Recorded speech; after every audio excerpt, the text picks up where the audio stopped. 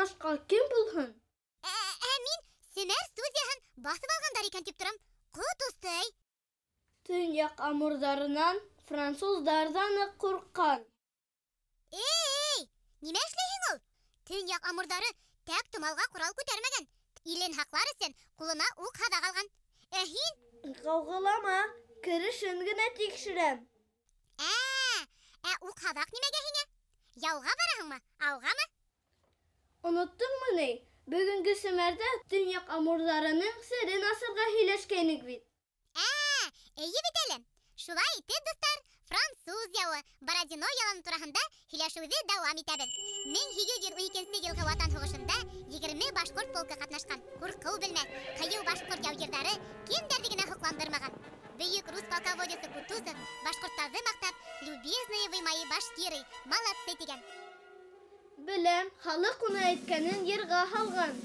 Мәскәүгә лә кердек без, Парижда ла күрдек без. Француздарды еңгәндә ер емертеп йөрөнек без. Любезники, любизар, молодец, молодец. Любезники, любизар. Семәр биткән йырларга уйлыйһыңмы ни? Юк, әлбиттә, арбаны һиңә тугарам. Мин йырлай белмәйем. Һөйлә һуң. Башкортлар нык дәррәү булган. Башлыктары хәттәр булган. Әйе, хәттәр генә. Килешәме? Баш киемен әйтмәйем. Башлыктарын әйтәм. Үзем дә буталып беттем. Һин гел буталаһың. Каваламай гына һөйлә. Кем тураһында һүзең? Каһым түрә дигән батыр хакында. Каһым түрә? Калай кызык исем?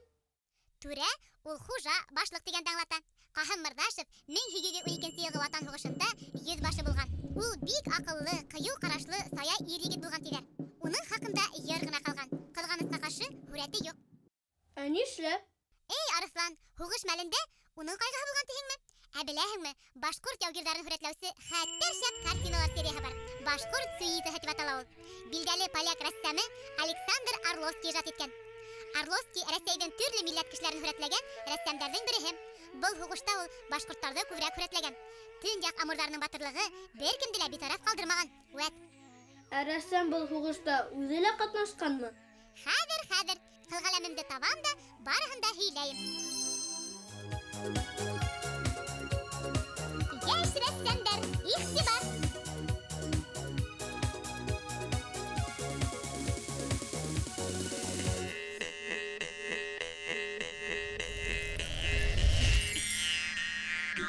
Ерән атлы башкорт һавайлыһы Александр Орловскийдің иң билдәле картиналарының береһе. 1812 елгы Ватан сугышында катнашкан башкорт яугиры хүрәтләнгән бында. Рәссам һавайлыгын киемен, ук хадагын, атын бик интекләп эшләгән. Бигрәк тә аттарны яраткан ул. Шуга ла һәр картинаһында атты хүрәтләгән.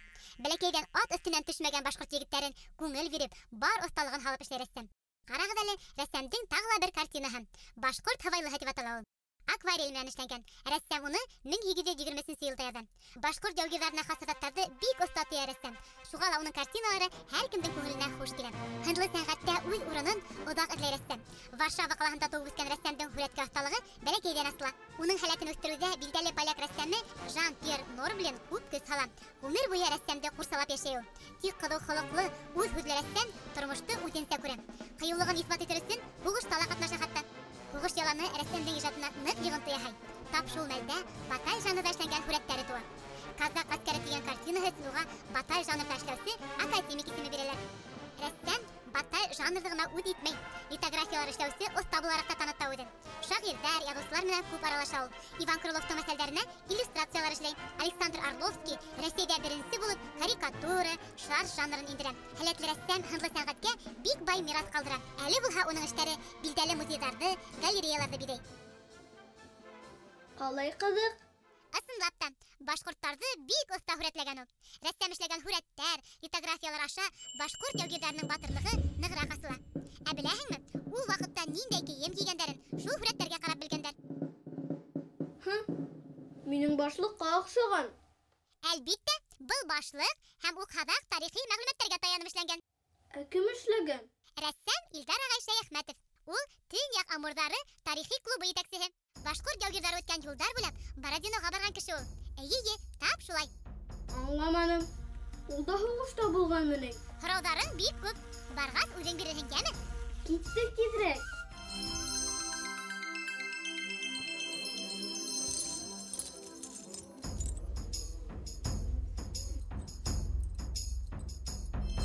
Төньяк Амурына сәлам. Сәлам, Симәкәй. Ниндәй эштәр менән килдең? 1812 елгы Ватан һугышын өйрәнәбез. Тагы ла Төньяк Амурдагы сафына шәп егет килтердем. Бик яхшы. Безгә тарихты яраткан, халкыбызның тарихын үстерергә теләгән егетләр бик кирәк. Арыслан. Мин яуга әзер. Әйдә, минең янга сафка бас. Афарин, Арыслан, шартына җиткергәнһең. Ысын яугирдәргә охшап тораһың. Безнең олатайларыбыз һугышка нәкъ һинең кеүек киенеп баргандар. Ә һугышка барып еткәч, минең кеүек киенгәннәр. Безнең киемдәребез менә минең зәңгәр бустаудан тегелгән. Дон казактарының киемдәре. Без уларның гаскәрендә булганбыз. Баш киемдәре генә башкортларны башка гаскәрләрдән айырып торган. Менә коралдар бар. Һәр бер коралды яугирдәр һугышта яулап алгандар, душмандан тартып алгандар. Бу пистолет француз гаскәренең солдатыныкы. Караймы? Да, тотып кара, авырмы? Юк. Монда сукмары дип һугышкандар аны. Һәр башкорт кылыч менән бармаган һугышка. Тимер аз булган. Әмма ләкин яуда улар ошлай кылычтарды тартып алгандар душмандан. Бу кылыч минең менән бик күп Бородино яландарында, бик күп тапкыр атакаларда катнашты. Менә күрәһең монда ниндәй эзләр. Душмандың төрле кылычтарыннан калган эзләр. Илдар агай бул һау һавытымы? Юк, Арыслан, бул һау һавыты түгел. Бул дары һавыты. Олатайларыбыздан калган ысын дары һавыты менә бул. Бул тиреннән эшләнгән пистолет мылтыктар булган сакта, улар дары менән аткандар һәм дары йөрткәннәр үзләрендә. Менә буны Кавказ хәнҗәре. Буны миңа Бородино яланында дусым бүләк итте. Бул корал үлгеләрен без әкренләп, яйлап, үзебез җыябыз. Булар ысын түгел. Уларның күчермәһе. Бул ук баштары ысын да баһа. Уларны кайдан алдыгыз? Яу яланнан йыдыгызмы? Бул бик коркыныч коралдар исәпләнгән. Чөнки уктардан алынган ярәхәт уңалмаган. Шуңа душман уктардан нык курккан. Бул уктарның укбашактарының исемләре бик күп төрле. 40 ук дип атала уныһы. Киң, калын, авыр укбашагы менә. Бер төрлеләр. Булар менә броньяны, калчуганы, тимер торкаларды тишә торган авыр уктар. Менә япракка ул ярәхәтте ярып керә. Бuna ошондай уктар менән куралган олатайларыбызга душмандар хокланып та, гаҗайып итеп тә Төньяк Амурдары дип кушамат таккандар. Ого, Илдар агай, сез барыһын кайдан беләһегез? Мин барыһын да әлбәттә белеп бетерә алмыйм. Тарих ул халык хәтерендә саклана. Музейларда саклана, тарих китапларда саклана. Кызык инде Арыслан. Илдар агай Бородино яланына күп тапкырлар барган. Шуга барыһын да белә. Мин Бородино 9 тапкыр булдым. Ого, Бородинола һугыштыгызмы ни? Һугыш уендарында катнаштым. Төньяк Амурдары дип аталган яугирләрне Бородино яланында кәүдәләндердек. Белүегезчә, башкортлар Бородино яланында булган. Монда беренче башкорт атлы полкы катнашкан. Улар минең кеүек киемдә булгандар. Һәм 530 кеше зур яланда, зур гаскәрләр арасында үзенең урынында һугышкан. Маслова авылы янындагы ныгытмаларда саклаган. Безнең яугирләр бик яхшы һугышкандар. Олатайларыбыз Парижга ла барып киткән. 9 башкорт полкы Парижга тәүгеләрдән барып кергән. Казактар менән бергә. Башкортларның яуларда, Ватан һугышында бик яхшы катнашулары турында күп рәссамдар, билдәле һәм билдәһез рәссамдар бик күп сурәтләр калдыргандар. Илдар агай, Бородинога нисек бардыгыз? Аттамы? Без хәзер Бородинога атта бармыйбыз. Без автобуска утырып барабыз. Ләкин олатайларыбыз үткән юлдан үтәбез. Өфе, Казан, Нижний Новгород, Владимир, Мәскәү калалары аша үтеп, Можайск калаһы аша Бородино авылына барып җитә. Бородино авылы зур Бородино яландарында урынлашкан. Башкортстандан бүген аттарды алып бару бик озайлы. Аттарга ла кыен. Элек олатайларыбыз ул юлды 2 айдан артык вакыт үткән.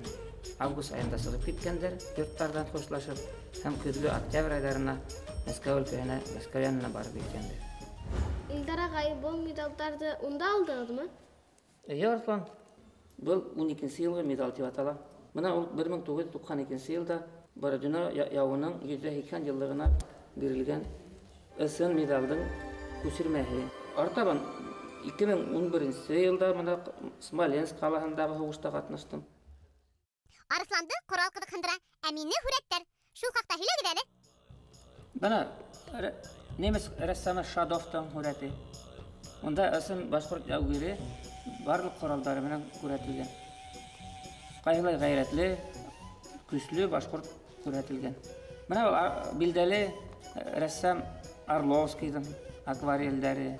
Менә бunda билдәһе рәссам Бөрьян районында башкорттың сугышта катнашкан яугирдең тери сагында эшләнгән рәсемләнгән хүрәте.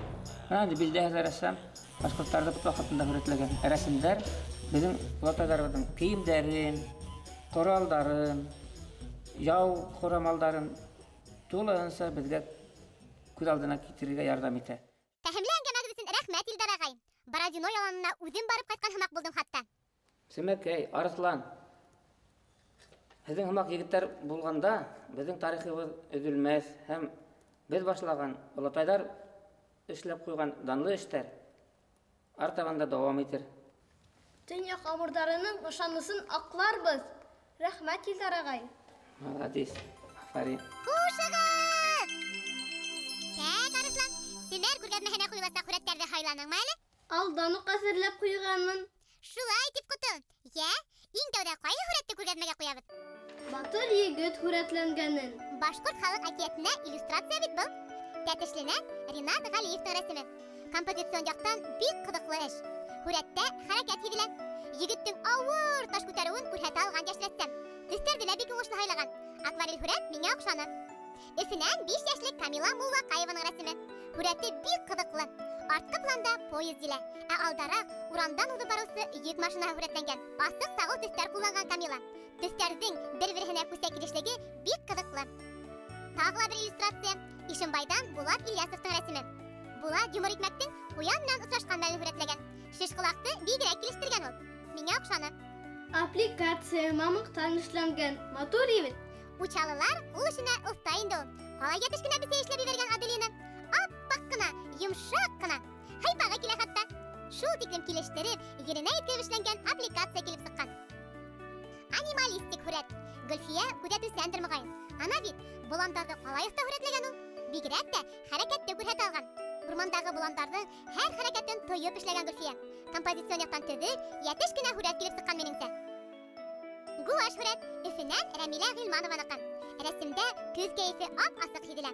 Ауыр күк йөҙө, болоттар араһындағы ҡояш, барыһында бик оҫта эшләгән Рәмилә. Гуашты ҡатлап-ҡатлап һалыу мөмкинлеген ҡулланып, йәтеш кенә һүрәт төшөргән ул. Шулай итеп, бөгөнгө Семәр күргәҙмәһе тамам. Еңеүсене билдәләргә ваҡыт.